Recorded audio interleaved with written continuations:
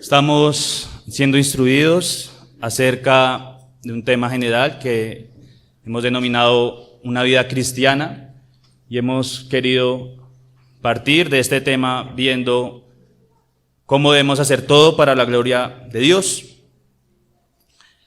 En anteriores enseñanzas vimos 7 maneras en que podíamos glorificar a Dios. Voy a repasarlas rápidamente, cada una de ellas. Una era anteponiendo la gloria de Dios sobre cualquier otra cosa. Recordemos que debemos, en nuestros corazones, Dios debe ser lo más importante en nuestras vidas. Segundo era alabándolo y adorándolo. Nuestros cantos, nuestra fuente de inspiración debe ser Dios. Tercero era orando para que su nombre sea santificado y su reino venga. Cuarto, dando testimonio de él a otros.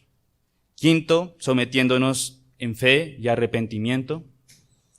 Sexto, cuando creemos en su palabra y la honramos. Y séptimo, cuando lo obedecemos. Hoy nos corresponde ver las últimas 3 maneras, con esto dando fin a estas instrucciones sobre cómo vivir para la gloria de Dios en todo.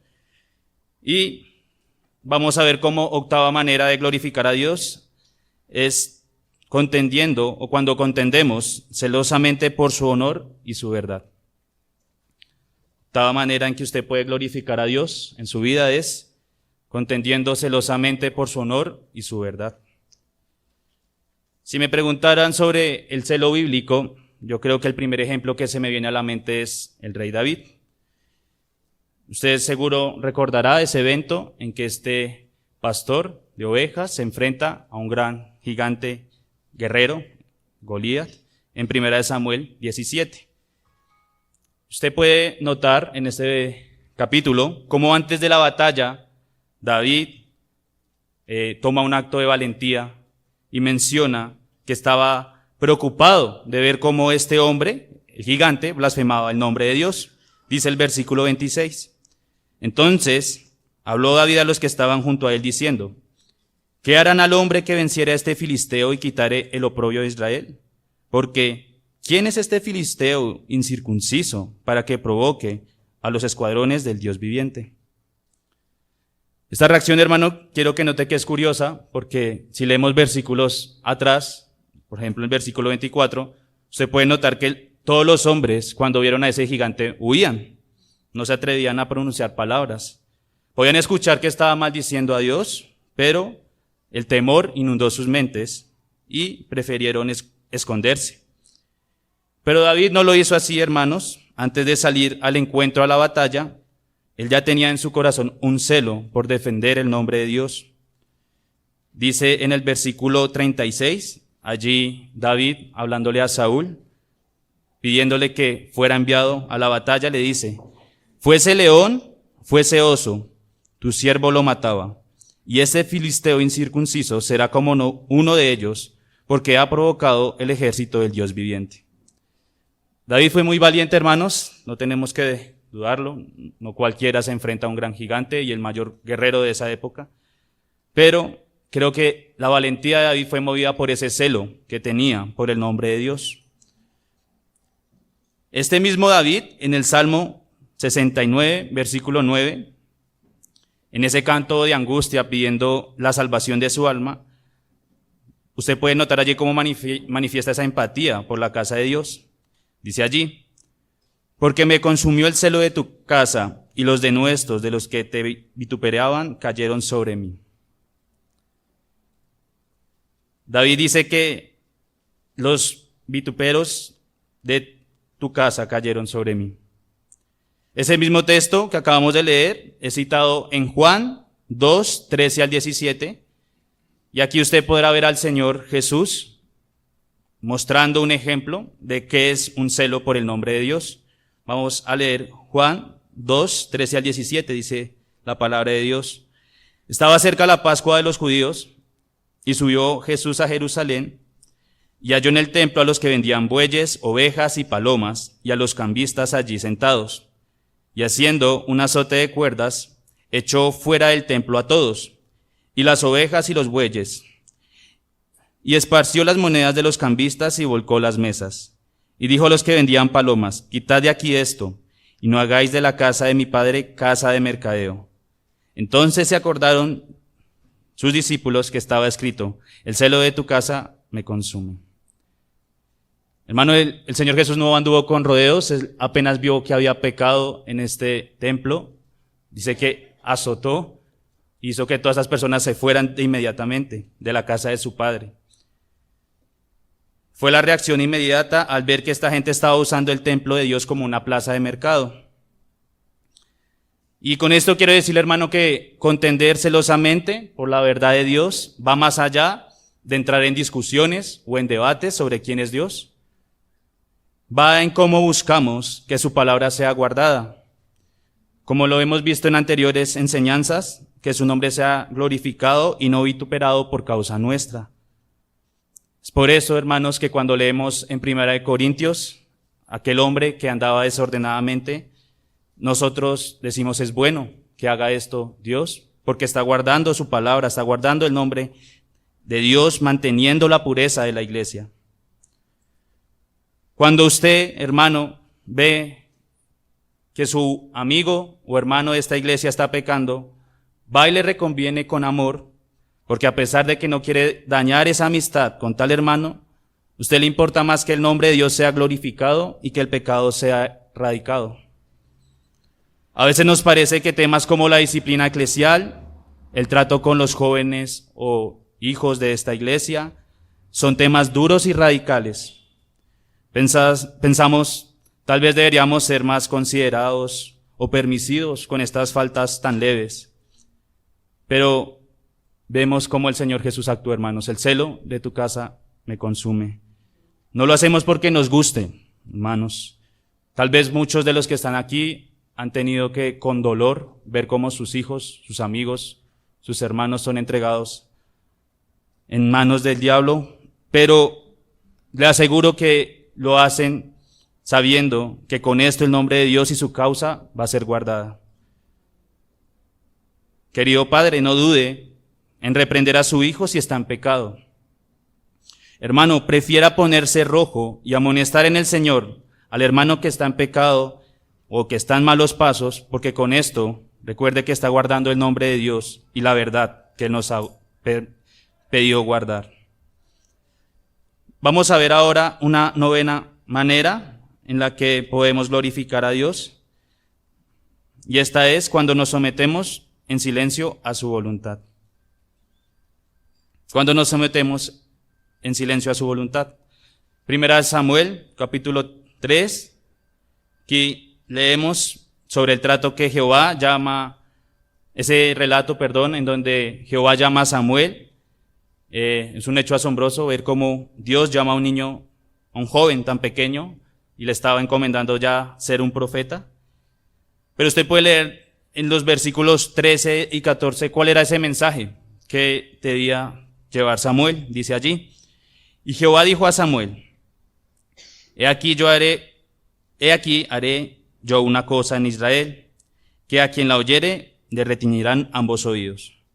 Aquel día yo cumpliré contra Elí todas las cosas que he dicho sobre su casa, desde el principio hasta el fin, y le mostraré que yo juzgaré su casa para siempre por la iniquidad que él sabe, porque sus hijos han blasfemado a Dios y él no los ha estorbado.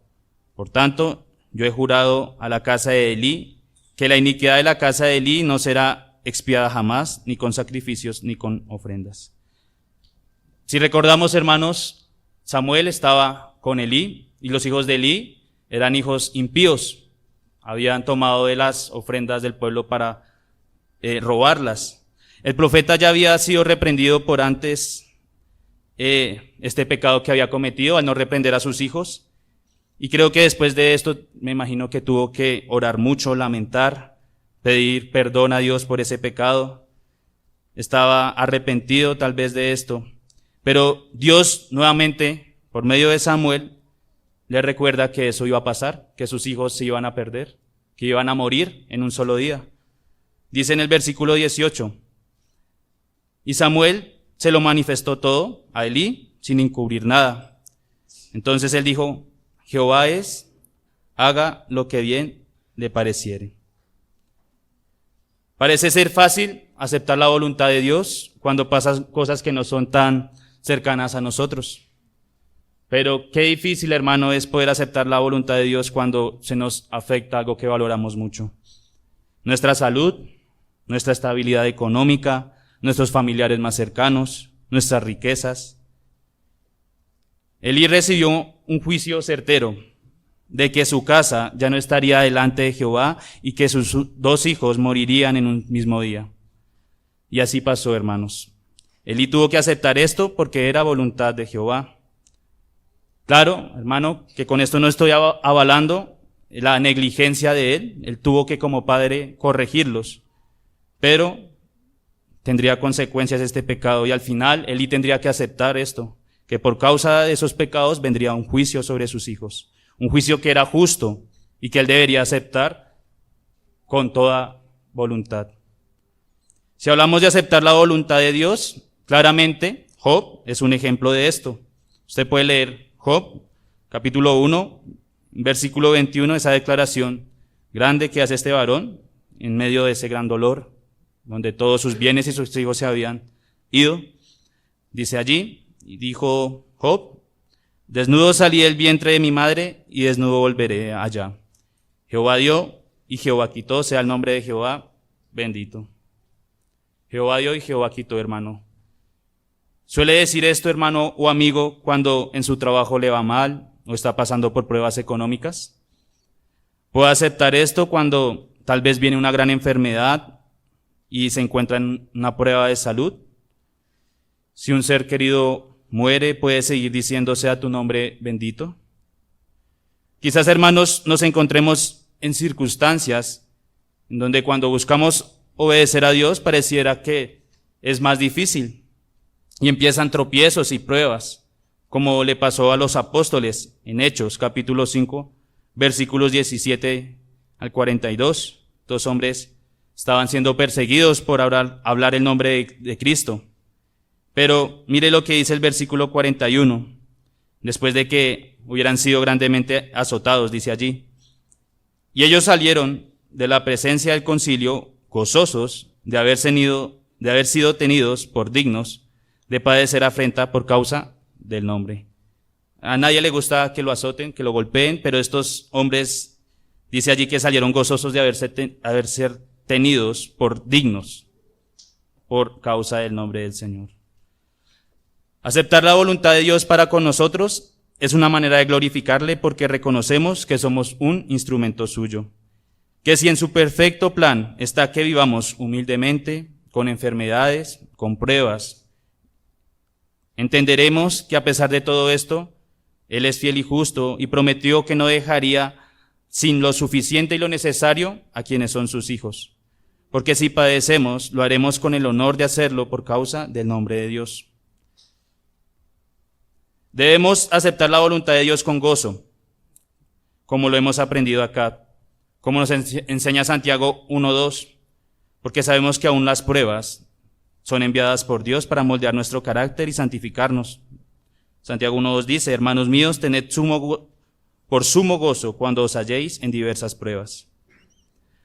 Aunque en ocasiones usted no entienda la voluntad de Dios, debe aceptarla con humildad, en silencio, con un corazón agradecido, porque sin importar la prueba o el dolor, todo al final sabemos que redundará para su gloria y seremos un instrumento que sirva para el avance de su reino. Vamos a ver, por último, la 10ª manera en que usted puede glorificar a Dios, y es la pregunta que hemos buscado respondernos durante todas estas enseñanzas: ¿cómo hacer todo para la gloria de Dios? Una 10ª manera de glorificar a Dios es haciendo todo para su gloria.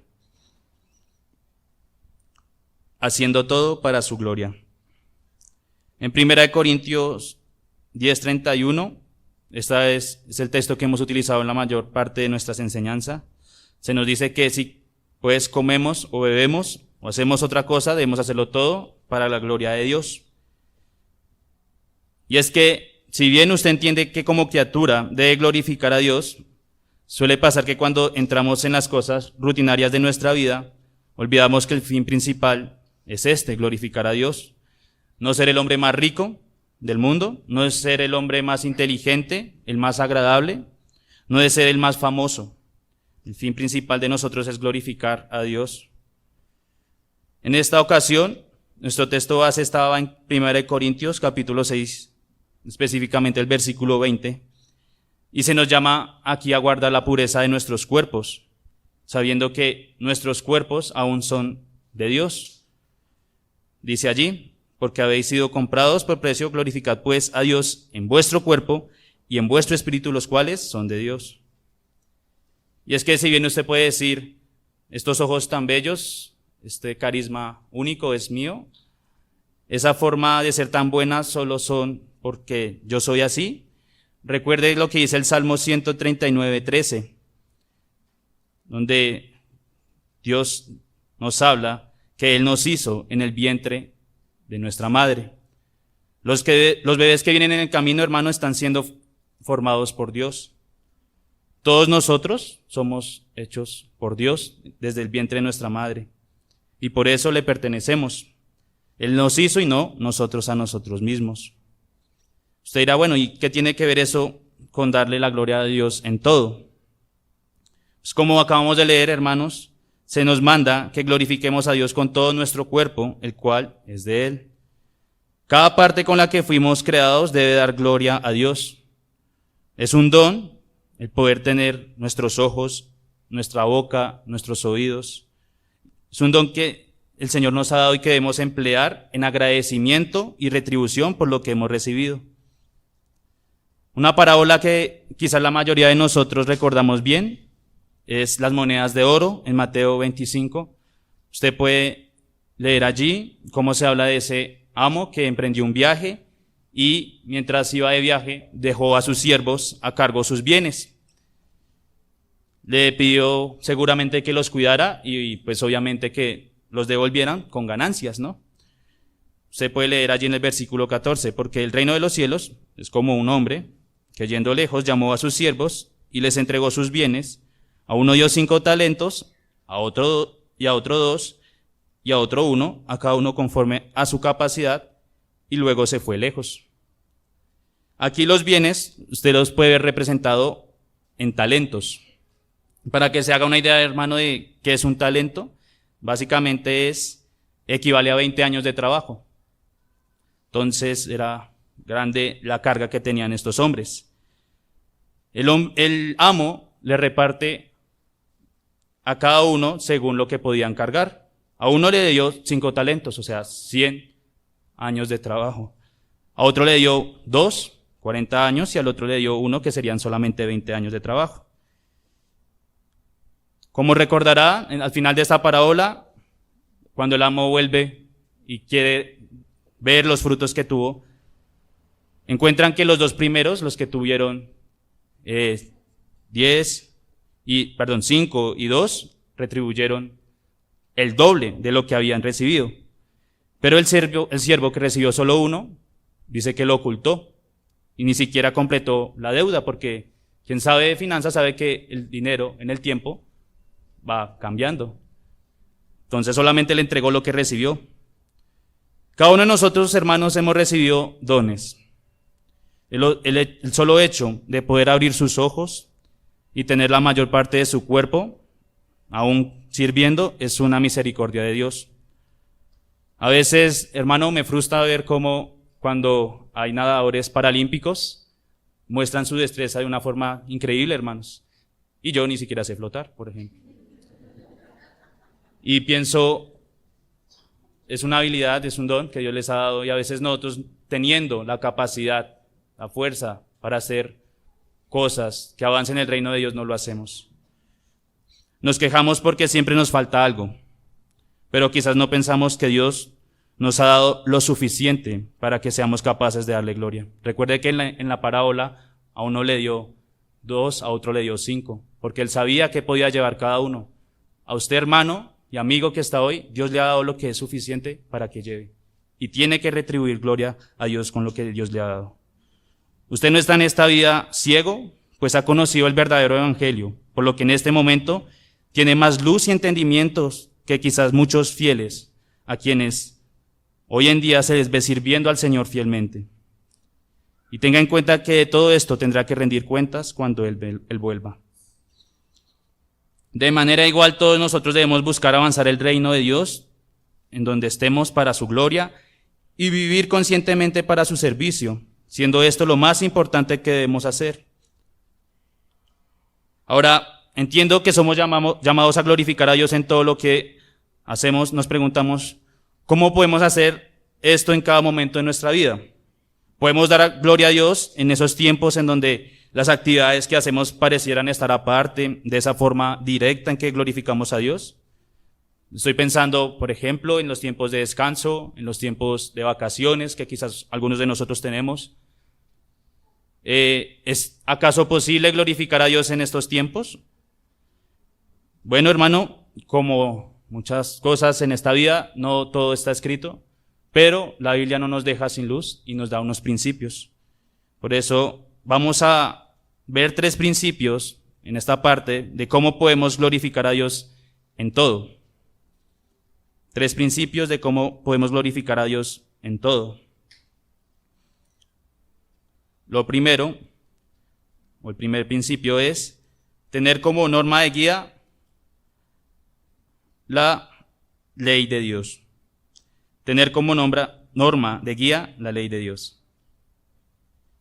Se dirá, bueno, el hermano ya habló sobre que debemos obedecer la palabra de Dios, sí, pero aquí, cuando hablo de la norma de guía, estoy refiriéndome a cómo usted se conduce en su vida, teniendo en cuenta que la Biblia debe ser su guía.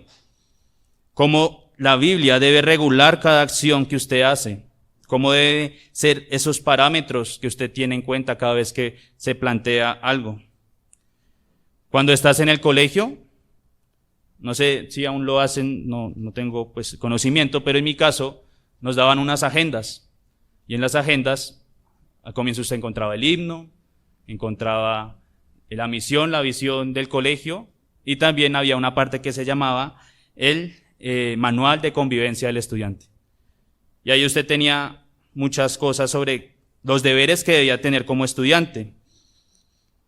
Usted tal vez no sabía que en este manual estaba ese deber que tenemos o que tenían todos los estudiantes de presentar las tareas de forma correcta y en el horario que es, pero ahí estaba. Y usted lo obedecía sin saber si estaba o no, le tocaba. Ahora, habían deberes que usted no conocía y que estaban allí. Por ejemplo, no sé si a alguno le pasó, en mi colegio pasaba que era un deber que el estudiante no portara el uniforme fuera de las instalaciones, sino era para una actividad de la institución educativa. Y muchos se iban a jugar con sus uniformes y después eran regañados porque no sabían que estaba esto. Así puede que nos pase a muchos de nosotros. Quizás entendamos que la Biblia nos habla de la moralidad, de no matar, no mentir. Digamos, no hago nada de esto, pero debemos ir más profundo y entender que si escudriñamos fielmente cada palabra que está allí, podemos vivir conforme a la gloria de Dios. Mi objetivo con esto, hermano, no es que usted llegue a revisar con su hijo la agenda escolar y que cumpla los deberes que están allí, sino que entienda, hermano, que todos nosotros debemos estar regulados por normas y tenemos a la Biblia como la guía de nuestras vidas. Hay conductas que como seres humanos no son claras, porque recordemos que Dios imprimió en nosotros una parte moral, una parte en donde sabemos discernir qué es lo que es bueno, a menos en lo básico. Pero recordemos que estamos con pecado, hermanos, y que a veces solemos pasar por alto algunas cosas que la Biblia nos dice. Como dice el Salmo 119, versículo 1 al 3, allí guardarnos de hacer iniquidad. Nos está pidiendo que hagamos esto. Bienaventurados los perfectos de camino, los que andan en la ley de Jehová. Bienaventurados los que guardan sus testimonios y con todo el corazón le buscan, pues no hacen iniquidad los que andan en sus caminos. Ahora usted se preguntará, bueno, ¿y cómo puedo ver esto en la práctica? Sencillo. No sé, un hobby que tengamos cada uno de nosotros, usted debe pensar, ¿esto va conforme a la ley de Dios? O sea, no creo que ninguno tenga como hobby ir a matar o robar a alguien. Eso es algo que no creo que tengamos. Si lo hace, pues ya sabe que va en contra de la ley de Dios y por eso no le glorificaría. Pero debe buscar más allá. Por ejemplo, como hemos aprendido con nuestro pastor Castañeda, hay muchas maneras en que usted puede matar a las personas. Y todos sabemos que tenemos un instrumento en nuestra boca que es mortal, ¿no? Nuestra lengua. Entonces, por ejemplo, si una hermana dice, hoy voy a ir a visitar a la hermanita y vamos a hablar con un ánimo realmente de poder animarse, y de repente empieza una conversación que empieza a notar en donde se habla mal de un hermano, usted debe saber que en ese momento ya empezó a cometer un pecado y que en esa actividad dejó de convertirse algo que glorifica a Dios y por tanto debe apartarse. Recuerde lo que dice Proverbios 1:9. El hipócrita con la boca daña a su prójimo, mas los justos son librados con la sabiduría. Usted quizás no tenga como pasatiempo codiciar lo que tiene el prójimo, pero si en los muchos pensamientos que usted tiene cuando está en la fila del supermercado, cuando va en el bus, cuando va en el carro, está pensando en ese viaje, en esa casa en la playa, en el yate, en poder tener ese Ferrari que tanto anhela, está cayendo, hermano, en un pecado. Porque 1 Timoteo 6:19 nos advierte de cómo esos deseos se vuelven en codicia y pueden extraviarlo de la fe. Dice allí, porque los que quieren enriquecerse caen en tentación y lazo, y en muchas codicias necias y dañosas, que hunden a los hombres en destrucción y perdición. Hermano, se dice que los puritanos cuando tenían esos tiempos meditaban en las cosas de Dios, en las bondades de Dios. Si iban por el camino, veían un árbol, pensaban en cómo es la bondad de Dios, con esas ramificaciones, cómo cubría a muchos animales que se refugian allí. Tal vez nuestra mente debería ser educada más a esto, hermano, en ver cosas más valiosas que lo superficial y vano que nos brinda el mundo, y aprender a deleitarnos en la perfección de nuestro Dios. Visitar a un hermano no es malo, pensar no es malo en sí mismo, pero si vemos que estas actividades las empezamos a notar cómo contradicen la ley de Dios, debemos detenernos, arrepentirnos y buscar convertir que esto sea algo que glorifique a Dios. Esto está muy amarrado a el dominio propio. Como hemos aprendido, si practicamos, por ejemplo, un deporte de forma desproporcional de tiempo, estamos terminando tal vez haciendo más ejercicio a los músculos de nuestro cuerpo que a los músculos espirituales. Estamos faltando en obedecer la ley de Dios. Pues, como leíamos en 1 Corintios capítulo 6, versículo 12, todas las cosas me son lícitas, mas no todas me convienen. Todas las cosas me son lícitas, mas yo no me dejaré dominar de ninguna. Cuando usted se deja dominar por alguna de estas cosas, está cayendo en falta de dominio propio y con eso no está glorificando a Dios. Debemos ser capaces, hermanos, de discernir cuando una actividad se vuelve pecaminosa. Por ejemplo, usted recordará que David pecó cuando en tiempos de guerra, que era el tiempo en donde más se requería un rey, decidió estar en su casa.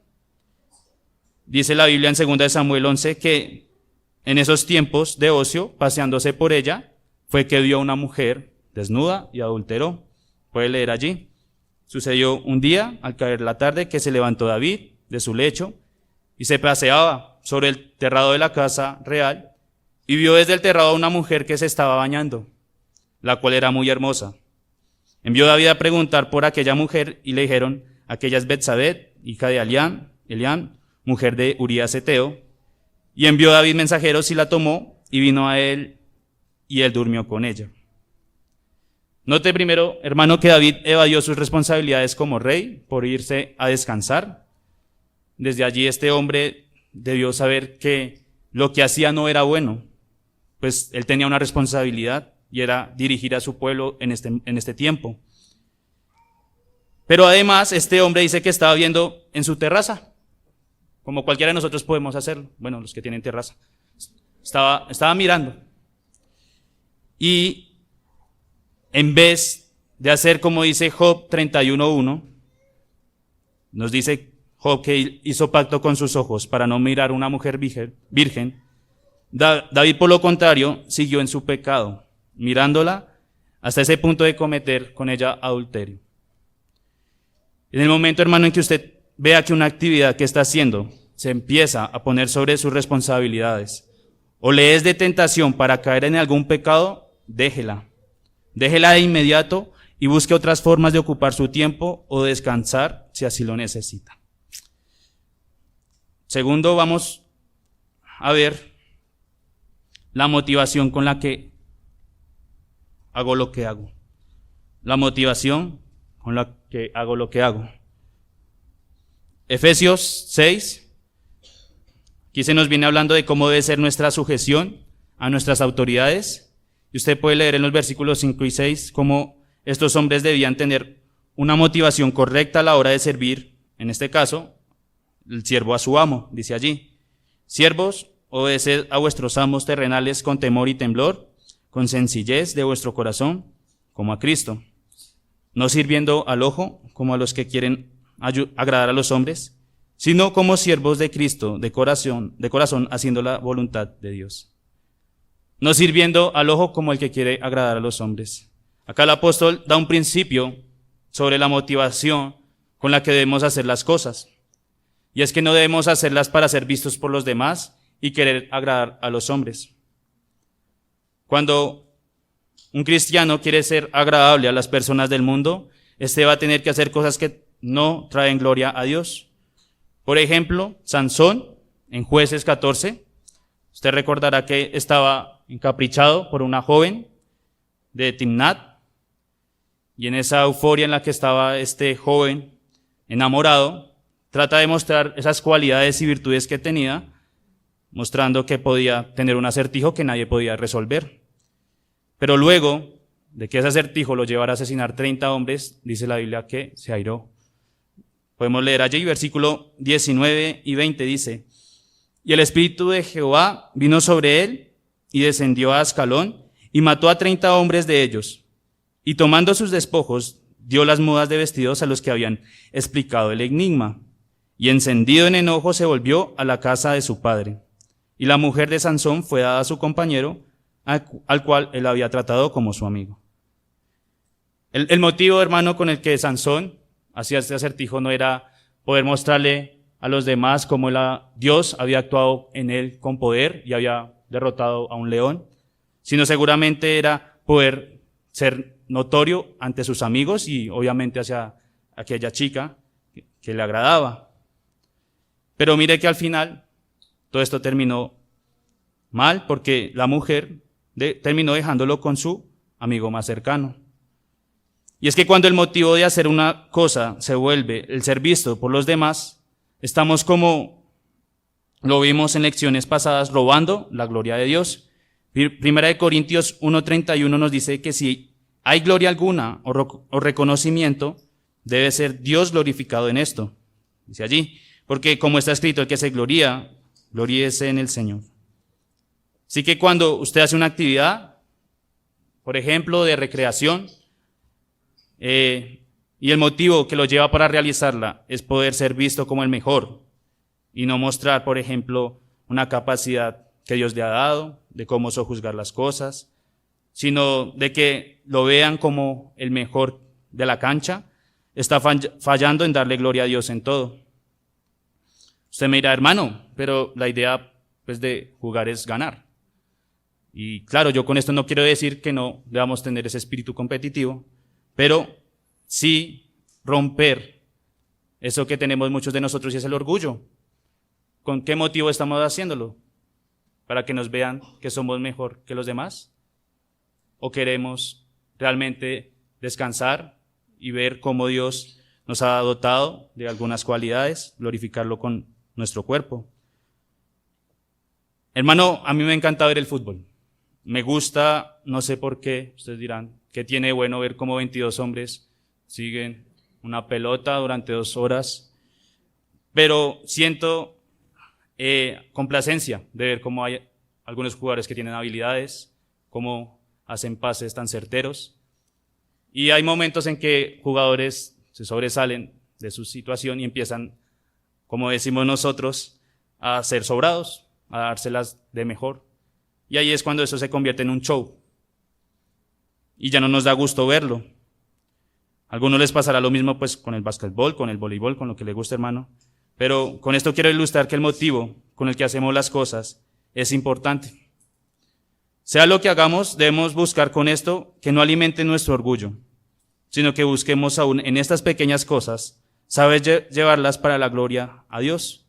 Primera de Pedro 3, del versículo 3 al 4, vemos, por ejemplo, cómo se llama a las mujeres a que busquen abandonar la vanidad y vestirse de forma que el nombre de Dios sea glorificado, mostrando las virtudes de Dios. Dice allí, vuestro atavío no sea el externo de peinados ostentosos, de adornos de oro o de vestidos lujosos, sino el interno, el del corazón, en el incorruptible ornato de un espíritu afable y apacible, que es de grande estima delante de Dios. Una mujer que busca llamar la atención sobre sí y no demuestra con su carácter la gracia de Dios, no está glorificándole. Mateo 6, 1 dice, guardaos de hacer vuestra justicia delante de los hombres para ser vistos de ellos. De otra manera no tendréis recompensa de vuestro Padre que está en los cielos. Si bien este texto está en un contexto eclesial, en las ofrendas, debe ser un principio para todo, que lo que hagamos en nuestra vida no busque hacer las cosas para ser vistos por los demás, sino como siervos de Cristo, motivados para que cada acción que hagamos, lo hagamos glorificando a nuestro Dios. Y, por último, un tercer principio para saber cómo hacer todas las cosas para la gloria de Dios, es hacer todas las cosas y disfrutar de ellas con agradecimiento. Hacer todas las cosas y disfrutar de ellas con agradecimiento. En Eclesiastés, capítulo 10, este libro bien conocido por todos, porque la vida se nos dice que es vanidad de vanidades, vemos cómo Salomón entiende que parte con la que el hombre puede mostrar, está agradecido con Dios y glorificarlo es disfrutar de las bendiciones que Él nos da. Puede leer allí, versículo 10 al 13, dice, yo he visto el trabajo que Dios ha dado a los hijos de los hombres para que se ocupen en él. Todo lo hizo hermoso en su tiempo y ha puesto eternidad en el corazón de ellos sin que alcance el hombre a entender la obra que ha hecho Dios desde el principio hasta el fin. Yo he conocido que no hay para ellos cosa mejor que alegrarse y hacer bien en su vida, y también que es don de Dios que todo hombre coma y beba y goce el bien de toda su labor. Todo lo hermoso que hizo Dios, hermanos, nunca lo alcanzaremos a conocer. Por eso es que cuando recitamos sobre cuál es nuestro fin principal, no únicamente se queda glorificarlo, sino que nos dice y gozar de él para siempre. En esta tierra, la Biblia nos dice que es don de Dios comer, beber y gozarnos del bien de nuestra labor. Así que no se sienta mal, hermano, si el Señor le ha permitido esto. Poder deleitarse de lo que Dios ha hecho, de la comida, de la creación, de los lugares hermosos que hay en ella, que podamos ver con nuestros ojos. Gocémonos en esto y no andemos con tristeza como si así lo quisiera Dios. Hay mascotas que usted sabe que están amedrantadas de sus amos porque tienen una cara triste. Hermanos, nuestro amo y Señor es bueno. ¿Por qué debemos andar con tristeza? Nuestro Señor nos ha tratado con misericordia y amor. ¿No deberíamos estar agradecidos? Disfrutemos de cada cosa que Dios nos da. Gocémonos porque a pesar de lo difícil y pesado que pueda parecer el mundo, si hemos venido con arrepentimiento en Cristo, nada nos arrebatará del amor de Dios. Una vida de un hombre que dice ser hijo de Dios y no muestra gozo está desacreditando el don grande que Dios ha dado por él. Salmos 100, versículo 1 y 2 nos exhorta a que sirvamos a Dios con alegría, dice allí. Cantad alegres a Dios, habitantes de toda la tierra. Servid a Jehová con alegría. Venid ante su presencia con regocijo. Alegres, hermano, y demuéstrelo con su semblante, como dice Proverbios 15:13. El corazón alegre hermosea el rostro, mas por el dolor del corazón el espíritu se abate. No nos frustremos cayendo en extremos, Cuando se encuentre en actividades de alegría, hermano, tiene permitido sonreír, no está mal reírse. Tiene permitido disfrutar y gozar de lo que Dios le ha dado. Vamos a finalizar, hermanos, estas enseñanzas con una aplicación general. Lo primero que quiero decir es aquel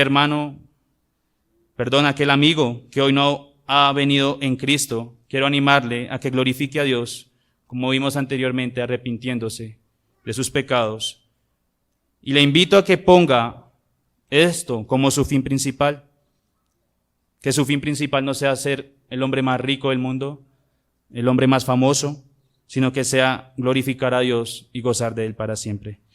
No hay nada que le haga tener un gozo realmente en esta vida, sino solo ese gozo que tiene aquel que es llamado Hijo de Dios. No le estoy diciendo que todo va a ser fácil, color de rosa, de aquí en adelante, pero sí que si se arrepiente de todos sus pecados, tendrá una paz que sobrepasará todo lo que conoce.